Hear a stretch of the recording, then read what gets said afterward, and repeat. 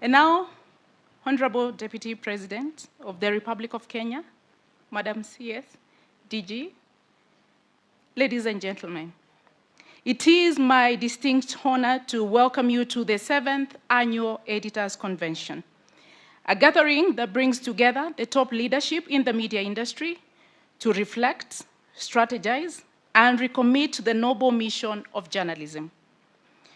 Today, we are privileged to have Honorable Deputy President of the Republic of Kenya with us. Your presence, sir, underscores the shared role of the government and the media in meeting the goals of societal development, safeguarding of democracy, and serving the public good. As we convene here, the state of media in Kenya reflects a complex mix of progress, challenges, and opportunities. The Kenyan media continues to stand firm as a pillar of democracy, celebrated for its resilience and vibrancy. Our journalists uncover stories that matter, giving a voice to the voiceless and holding power to account. Innovations in digital platforms have expanded our reach, enabling us to connect with diverse audiences locally and globally. This adaptability reaffirms our place as a dynamic force in the modern information landscape. Yet, we cannot ignore the storm clouds that are hovering over our industry today. Journalists in Kenya have constantly faced serious threats, both online and offline. The year 2024 saw increased harassment, trolling, and cyberbullying targeting media professionals, with female journalists bearing the biggest brunt of this abuse. The Gen Z protest earlier this year served as a stark reminder of the risks journalists take to serve the public.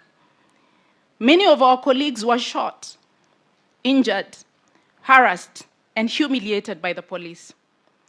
One of them was Catherine Wanjeri Karaoke, who was shot 3 times in point-blank range for the apparent crime of simply being on the streets to cover a legitimate news story. Equipment such as cameras and other work tools were also destroyed, as depicted in the documentary you just watched.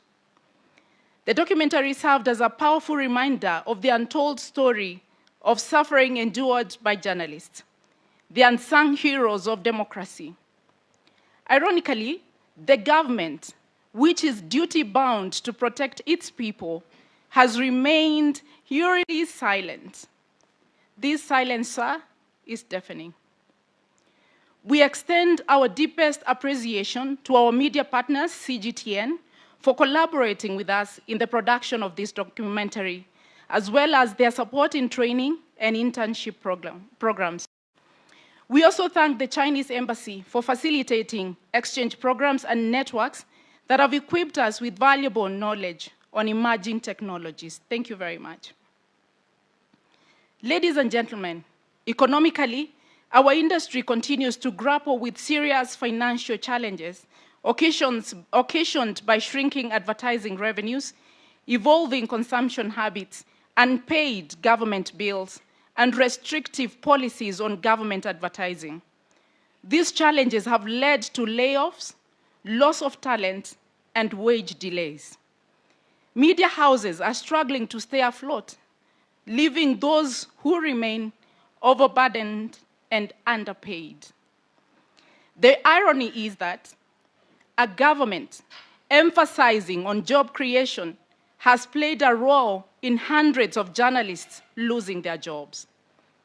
Pay delays and lack of insurance have left many journalists vulnerable, with some experiencing mental health challenges and even contemplating extreme measures, including attempted suicides. Tragically, stress and depression have claimed the lives of several journalists. At this juncture, please, allow me to invite us all to stand for a moment of silence in honor of colleagues we've lost this year. And you can see they're here. I'll mention them by name.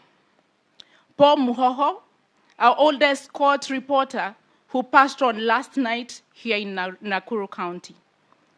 Peter Okongo, a veteran journalist and a member of Kenya Editors Guild, who is being laid to rest today, alongside other esteemed members of our community, Mutegi Njau, Washington Akumu, Rita Tinina, Njambi Koikai, Dickens Owesonga, Masi Mawia, Michael Oyer, Fatma Rajab, Shadrach Miti, and Sam Makenda.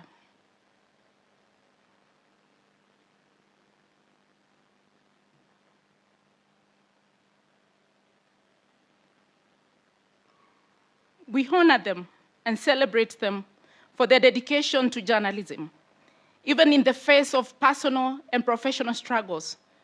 While the reasons for their passing vary, their loss is deeply felt across the media fraternity. May their contributions continue to inspire us as we move forward. Amen. Thank you very much. You may take your seats.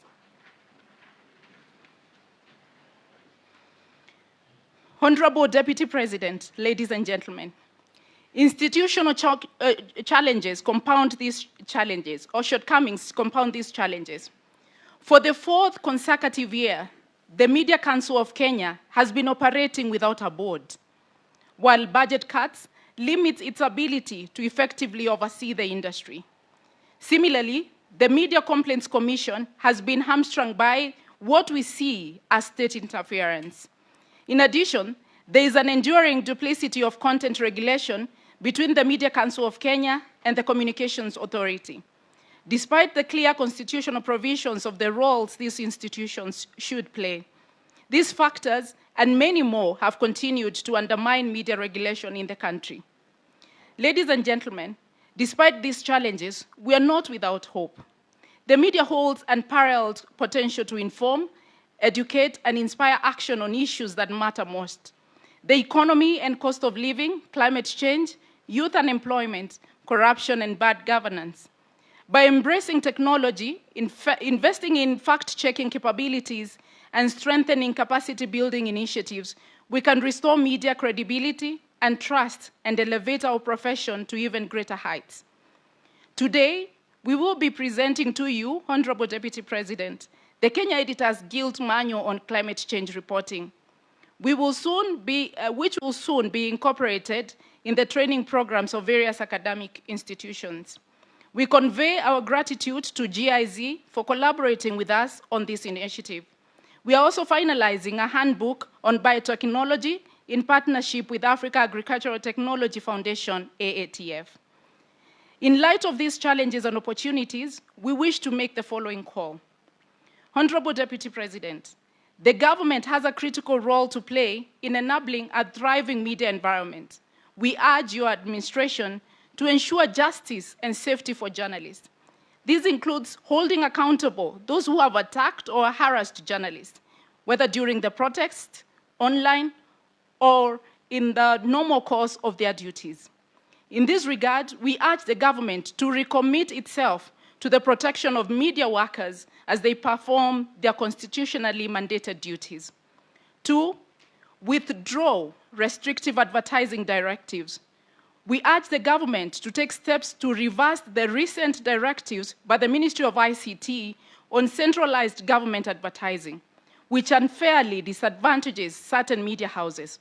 Such a move would foster a level playing field to ensure all media outlets have equitable access to advertising revenue. 3, support media sustainability. We strongly urge the government to implement the recommendations of the ICT and Digital Economy Sector Working Group, including the establishment of a Media Sustainability and Innovation Fund. 4, establish a National Media Center.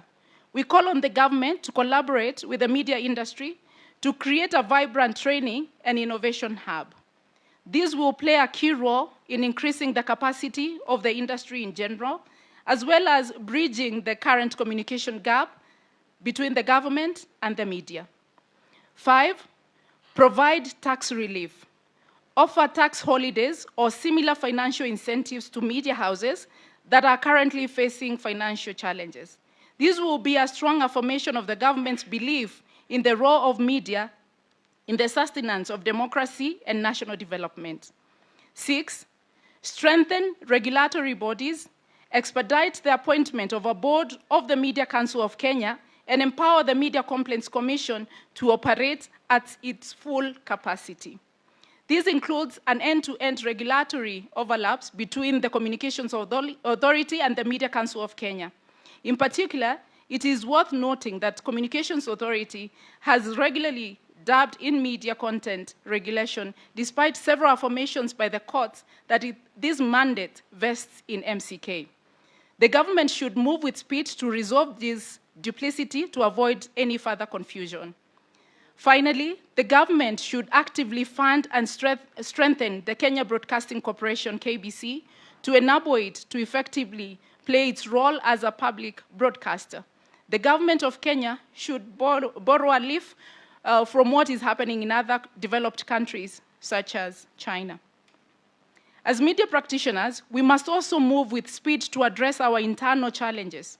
We must invest in training programs that bridge the gap between academic competence and professional practice, particularly in the context of emerging technologies. 2, strengthen in-house leadership to foster innovation, build trust with audiences, and drive the industry forward. Uphold ethical standards and professionalism to maintain credibility, and stand firm against the external pressures that compromise media freedom, ensuring we serve society without fear or favor. In conclusion, ladies and gentlemen, the theme of this year's convention reminds us of the immense power of storytelling to drive societal transformation. By embracing innovation and upholding the highest standards of professionalism, we as the media can rebuild public trust and reaffirm our role as the watchdog of democracy. The time for action is now. Let us have open, honest, and forward-thinking conversations about the future of our profession. I extend my deepest gratitude to all our partners and supporters, as well as the KEG Council, Secretariat, the Planning Committee, and everyone who took part in organizing this event, and for our distinguished guests for gracing it. Let us remain steadfast in our commitment to truth, courage, and integrity. The Kenyan media story is far from over, and together we can ensure it remains a story of resilience, innovation, and impact for many generations to come. Honorable Deputy President, I hope you brought your safari boots because I know time still allows, and your binoculars because we want to go to the park to interact with the animals there. So thank you so much, ladies and gentlemen, for being here this afternoon and according me your time.